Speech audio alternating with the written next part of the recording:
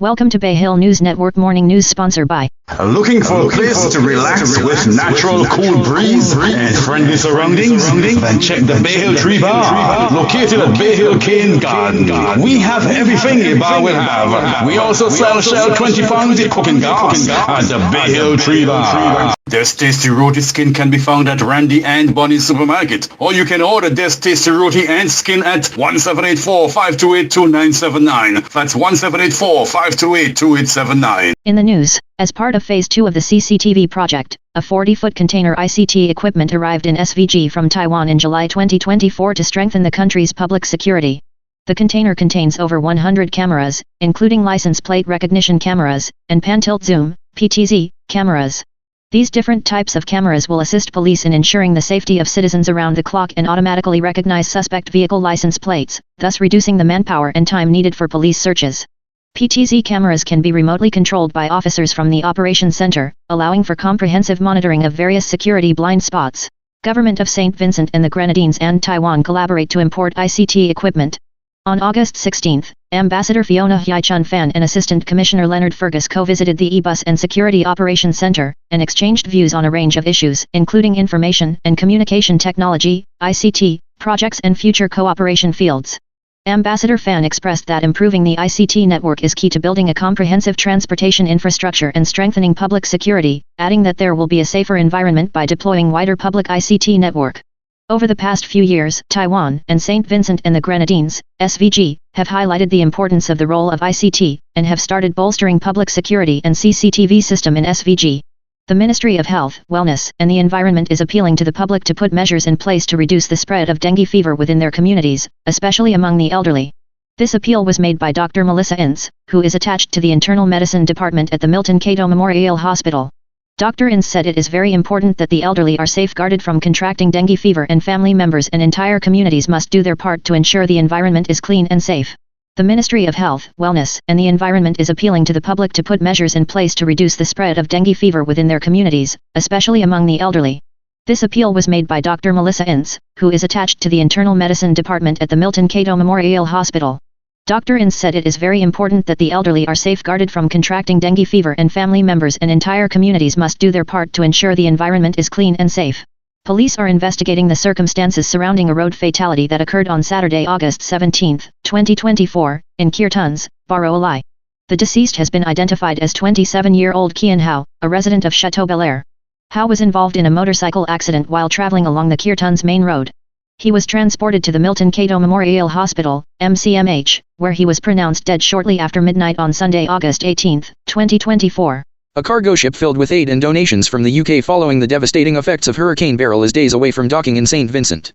Kestrel Liner Agencies, a UK-based shipping company, has been at the center of the aid efforts, and has partnered with commercial suppliers in Europe, Caribbean Line and its cargo ship, Butranga, to make sure supplies of generators, temporary shelter, infrastructure, and rebuilding equipment, as well as containers full of private donations, reached the hardest-hit islands as quickly as possible.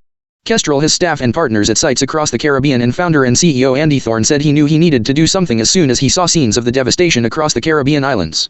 Andy Thorne, CEO of Kestrel Liner Agencies, the shipping organization he founded 30 years ago, said, "I have a personal and professional affinity with the Caribbean going back to the days I first founded our operations. My first thoughts were for my team, their families, and their communities. Then it was about how we could mobilize ourselves and our kind network of suppliers and partners to get aid to the worst hit." Students of the Dixon Methodist School and the Dixon community received a boost from the St. Matthias Charitable Inc. On August 16, the charity led by Pastor Robert McBarnett handed over 6 scholarships to students of the Dixon Methodist School and bag packs with school supplies to all students of the school and the community. McBarnett said he is pleased to give back to the Vincentian community and particularly to Dixon. He said the scholarships collectively are valued at $30,000 and noted that once the students continue to meet the requirements of the scholarships, they will be awarded the scholarships for 10 years, 5 in primary school and 5 in secondary school. He noted that the organization hosts 2 events annually, namely a prayer breakfast and a dinner, to raise funds to give back to the Vincentian Society. McBarnett expressed gratitude to Dr. Judy Grant, who funded 2 of the scholarships, and to everyone who assisted the organization. He said they hope to expand the program to assist more students throughout the country. Principal of the Dixon Methodist School Matilda Quashie expressed gratitude to the St. Matthias Charity Incorporated for its continued donation to the school.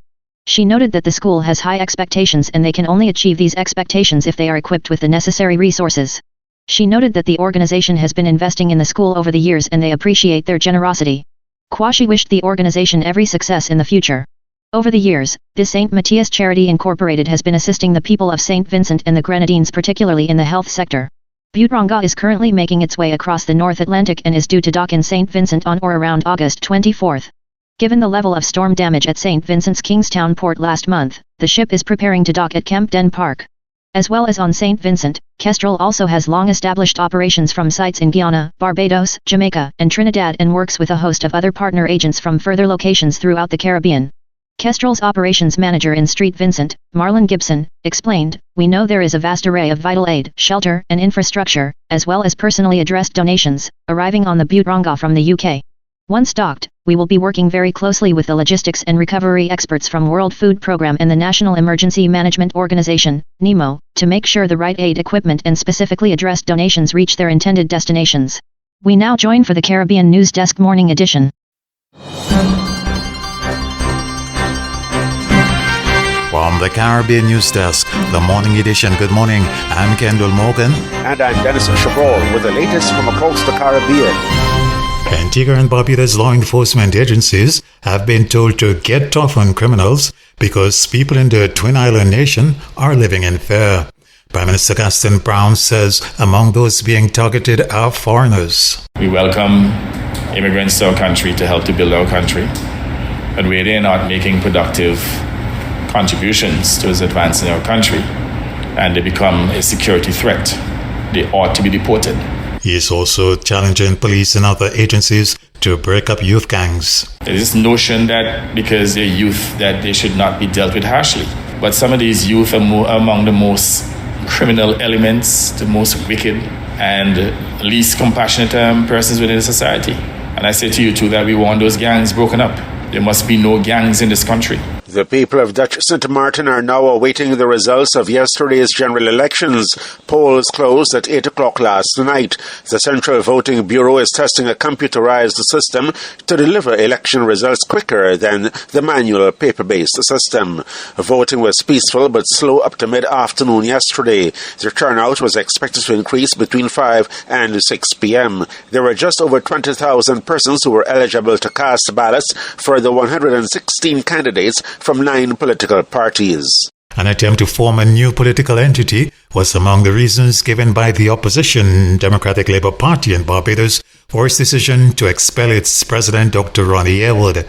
Yearwood and General Secretary Steve Blackett were expelled by the DLP's General Council last Friday on the advice of the party's disciplinary committee. The two party officials had been on suspension for several months amid deepening internal conflict. The conflict was reportedly triggered by the issue of shared leadership between Dr. Yearwood as president and the recently admitted party member Ralph Thorne, who automatically became political leader by virtue of being the party's only parliamentarian. Mr. Thorne had crossed the floor from the ruling Barbados Labour Party, which up to then had commanded all 30 seats in Parliament. Acting DLP President Andrew Worrell said the dismissed officials had a long list of charges that brought the party into disrepute, including an unauthorized meeting on August 8th chaired by the president that discussed an alternative party using the DLP's resources. That the said meeting amounted to a conspiracy to abolish and or eliminate and or create a competing political party to the DLP using the property and the resources of the DLP. As Trinidad and Tobago moves to erase the remaining symbols of its colonial past, Prime Minister Dr. Keith Rowley has signaled that the 3 ships of European navigator Christopher Columbus will be removed from the country's coat of arms.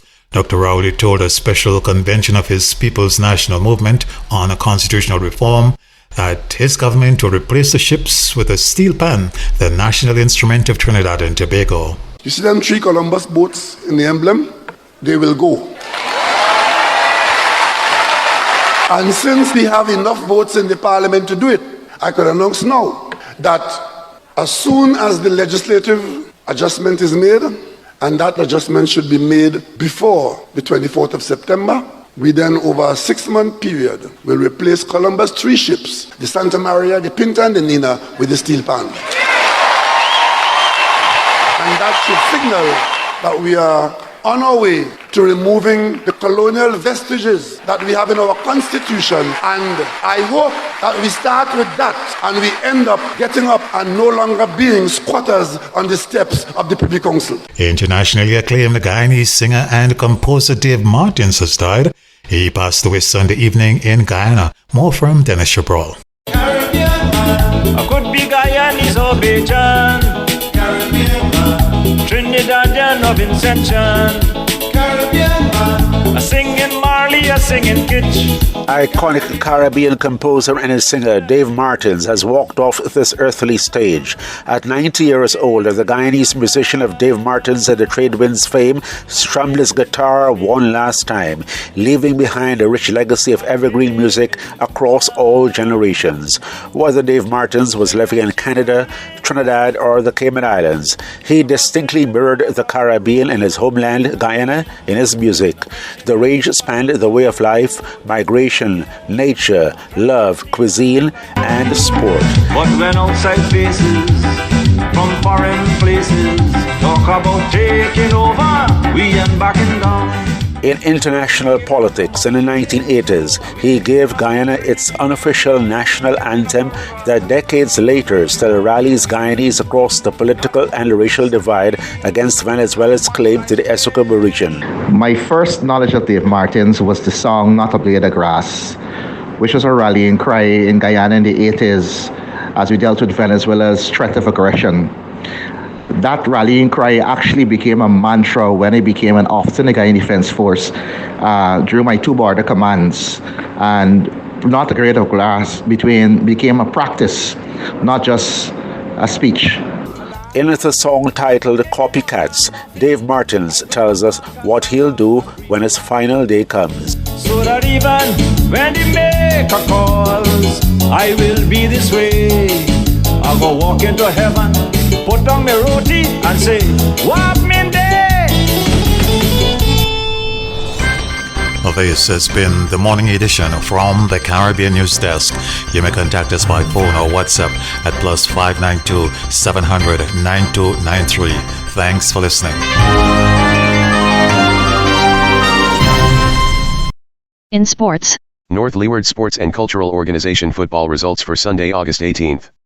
Group 1 Kier Tons 1 True Macas School 1. Group 2 Chato 0 Pito 5. Registration to participate in the 2024 to 2025 St. Vincent and the Grenadines Community College Semester 1 sporting competitions is now open. Continuing students across all 4 divisions of the college can now sign up to display their skills in the SVGCC 6A-side football knockout challenge, the SVGCC football selection series, as well as the SVGCC Invitational Netball and Invitational T10 cricket competitions. The new students who will join the SVGCC family in September would go through the registration process upon completion of their orientation period. The various external entities who also bring their flavor and flair to the competitions can now register for all of the Semester 1 invitational competitions, the SVGCC Invitational Football Championship, the SVGCC Invitational Netball and the SVGCC Invitational T10 cricket competitions. The top footballers from the college to emerge from the SVGCC Football Selection Series would then join external entities in the prestigious SVGCC Invitational Football Championship. Following the first meeting of the Republic Bank Caribbean Premier League's CPL, Health, Fitness, and Wellbeing Advisory Board, the tournament is launching a major initiative to promote fitness and exercise throughout the region. The CPL has worked with Barbados-based fitness instructor, Spinney, who has created a 6-minute cricket-themed high-intensity interval training HIIT session. The video of this workout will be featured on CPL's social media pages, and Spinney will be leading fans in the workout at Kensington Oval. In other territories, the CPL will be arranging for fitness instructors to be leading fans in the new workout at CPL matches, with dates and times for these activities to be confirmed in due course.